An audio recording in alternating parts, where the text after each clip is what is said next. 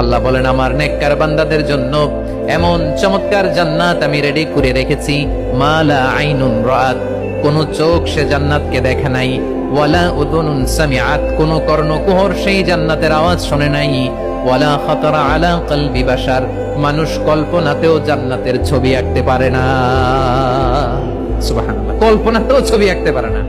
পৃথিবীর যত বিখ্যাত বিখ্যাত ডিজাইনাররা আছে সবাইকে একসাথে বসিয়ে যদি আমরা বলি জান্নাতে যে চেয়ারের মধ্যে আমরা বসবো, এই চেয়ারের একটা ডিজাইন করেন তো, কোটি কোটি ডিজাইনকে একসাথে করা হলেও জান্নাতের একটা চেয়ারের ডিজাইন হবে?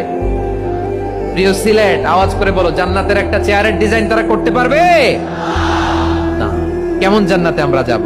বিশ্বনবী কিভাবে জান্নাতকে আমাদের সামনে চিত্রায়িত করেছেন, পোর্ট্রে করেছেন? তিনি বলেছেন, জান্নাতীরা যখন জান্নাতে ঢুকবে, ফেরেশতারা জান্নাতীদেরকে বলবে, ওয়া ইন্না লাকুম আন তাসিহু ফালা তাসকামু আবাদা, ও জান্নাতীরা তোমরা আজীবন সুস্থ থাকবা, কোনোদিন অসুস্থ হবা না। সুবহানাল্লাহ বলেন।